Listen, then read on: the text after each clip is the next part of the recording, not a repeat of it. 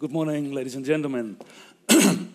31 years ago, I was in Rajasthan, in India. I was in the city of Udaipur with my first wife. We met a guy there, Mr. Narendra Singh, and he invited us to come over to his hotel outside of the city of Udaipur on the countryside. So we went there. And he had horses. And he invited us to come with the horses on several trips to visit traditional Rajasthani villages. And it was very nice. So we started to dream. And if we buy 2 horses and we travel all the way up from the south of Rajasthan, all the way up to the Himalaya mountains in Kashmir, that must be nice. All the way through the traditional Indian countryside, far away from the touristical centers, like in the old days. So we did. We bought 2 horses and we left off.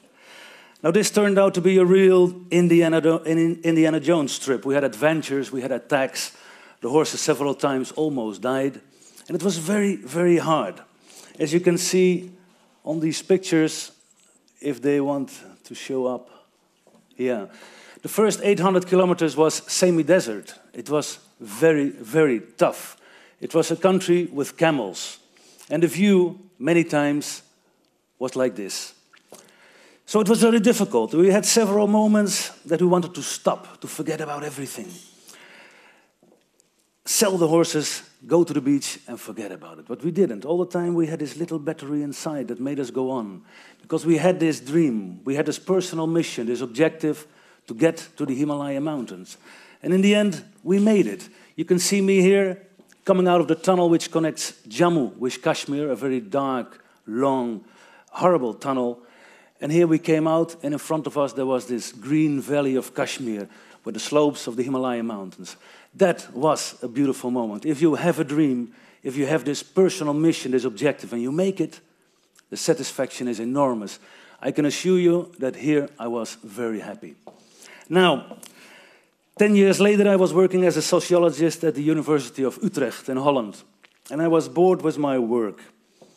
So I thought, I'm 35, I can change one more time completely. So I did. I bought a horse. And I left off to Spain, to travel on horseback to Spain. Now, this trip was a real disaster. I didn't plan it well. My horse was too young, and everything that could go wrong went wrong.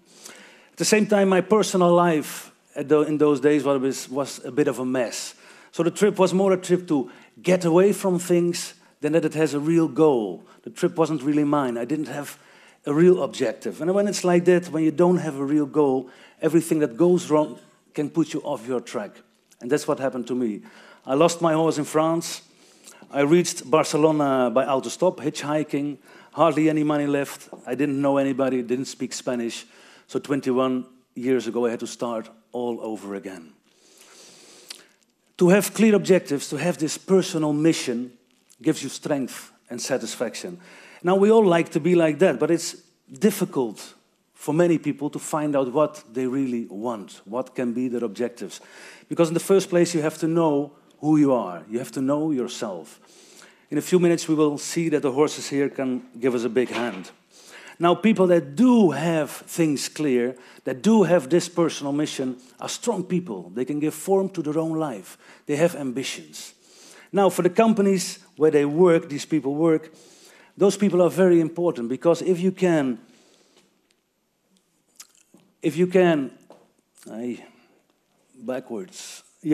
align these personal ambitions of the people with the company ambitions, then a real new flow of powerful energy can be created. A big step to change and to success can be made.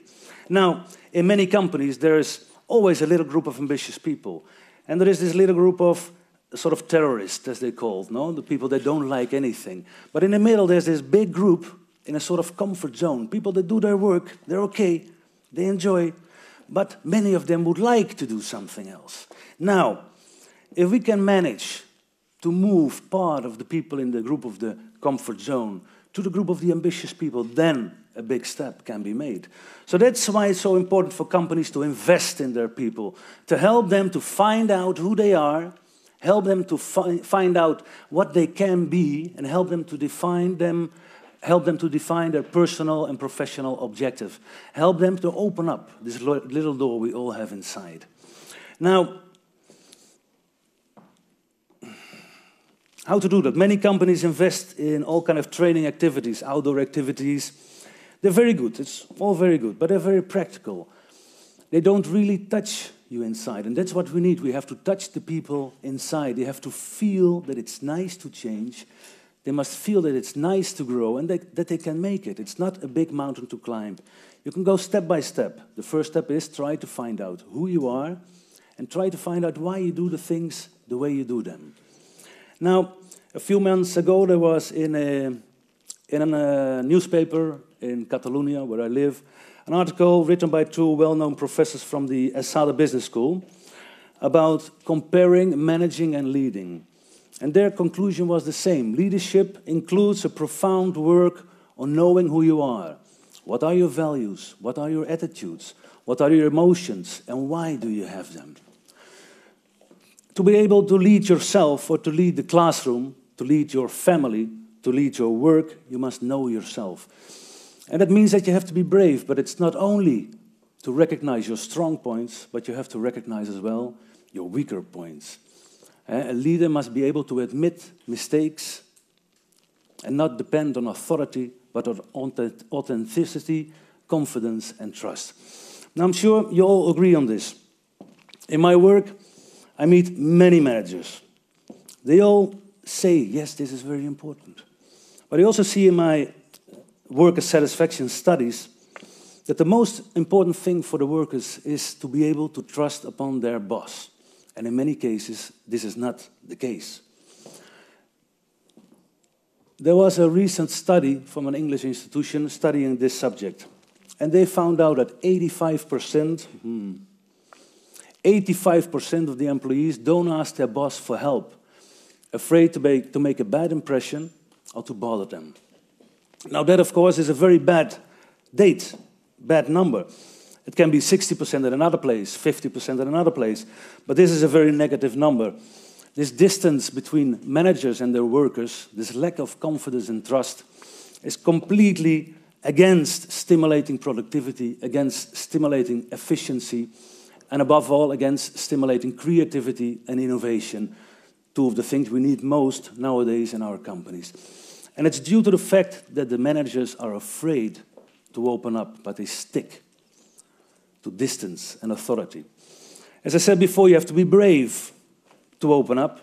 And for those that do want to open up, we can give them a hand, because that's why we work with horses.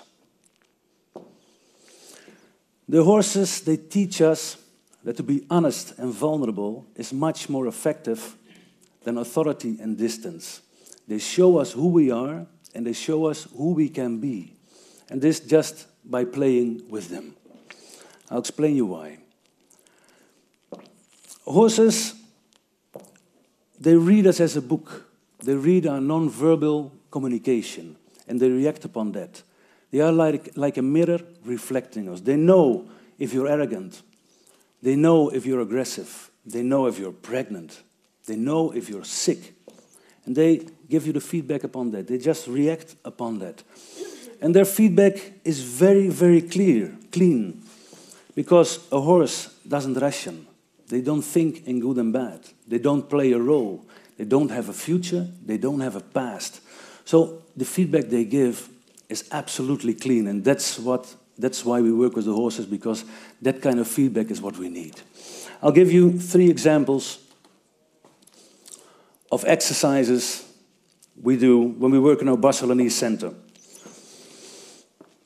The first exercise is the herd. We bring in 3 big, beautiful, black Frisian horses, Dutch horses like I am. They're beautiful. We make them run, and they start to jump and to run. It's a beautiful spectacle. They start to establish leadership between them.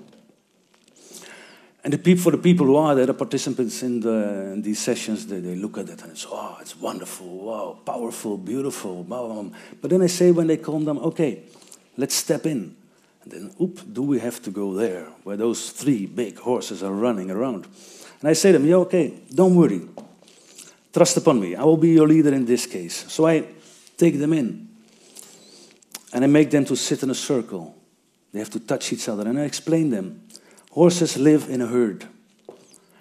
We are going to try to inspire these horses unity a real unity of the team, an ambience of trust and confidence. And if we really as a team function like that, those horses will want to be with us. You will see it. Trust upon it. Trust upon each other. Take each other as a united group and let's go for it. So we go in. Come on. So we go in. We walk to the horses. And then when we reach the horses, we sit down in the circle again. Very tight. We take each other. And then the horses come. And for those people, it's incredible because they're sitting there. And those big black heads, they come and they nibble their hair, they lick their face, they touch their arms. And for those people, it's wow, it's an incredible sensation. No? Look at the face of this guy. He is happy. He's amazed, but he's happy because it's true. It's true. For those people, it's wonderful to have these animals so close. So when I take them out, for them it's like a discharge of energy, emotion. And all their masks, their prejudices, their attitudes are off. Their little door is open, and now we can start to work. So our next exercise we do in the hall. We make a little circuit in the hall. The people have to walk with the horse from one side to the other. They can do it in the way they like. Everybody chooses his way. There are things on the ground. For some it's obstacles. For other people it's opportunities to play. Everybody is different, no? So then the people start to do it. This exercise has to do with self-confidence, with tough leadership, against giving room to the team, to be able to connect with your team. Come on. Like this lady, self-confidence is important. I remember her very well. She was afraid of horses. We work many times with people that don't have any experience with horses. And then they look very big. So she was afraid. But she said, okay, in my work I have so many situations which are complicated. I have to do it. So she said, okay, I will try to connect. She took the horse. Okay, horsey, we will go for it. She took a deep breath, and she walked with the horse. And the horse follows. Because the horse feels who you are, knows who you are. And he notices that this woman has a strong self-confidence. And he just goes with her without any problem. Look at the robe. She controls her team. But she gives room to the team at the same time. And that's what the horse likes, and that's what we like also. It's nice to have a leader that gives you room to breathe, room to create, room to innovate. So this is a beautiful example. If there is less self-confidence, come on, less self-confidence, this can happen. Here it's not clear who is leading who, the team or the lady, or this one. This guy, he has to pull his team forward. Yeah, well, that's another leadership style, no? And then you have this one. Come on. This woman is trying to talk her team over the last hindernis to try to make the team function well. Now, these exercises, we look at them now like this, but there is no good and bad exercise. The exercises, they serve to analyze, to understand why you do things a certain way. You have to be conscious about how you act, how you handle, and you can learn from it. There's no good and bad. Now, during these sessions, we learn a lot. We see a lot of things. So we film them, and then we put them on television, and we watch them all together, which is a beautiful moment as well, because it's very different to be in an exercise than to watch yourself on television. So we watch everything on television, and when the people look at themselves, and we ask them, okay, what did you feel? Why do you think the things happened the way they did? And when they start to talk, they themselves almost always relate what they experienced here with their real-life situation. And that's a very important moment, because if you start to be conscious of how you do things and you can analyze it, that's the first step to change. And that's our objective in the end. At the same time, your team is there as well, and they participate in the same exercises. They have this little door open as well. So they start to talk between them. And that discussion also is a discussion which is difficult to make in another situation or in the company, because all the people have the same experience. This little door is open, and there starts a real good team spirit dialogue between those people, which is very, very, very interesting and important for that team. A last exercise is is this one, the round pen. Round pen, you have to make your horse walk 2 circles to the left, 2 circles to the right. We show first how you have to manage, that they know how to do it, and then the people step in. This exercise is about clear communication.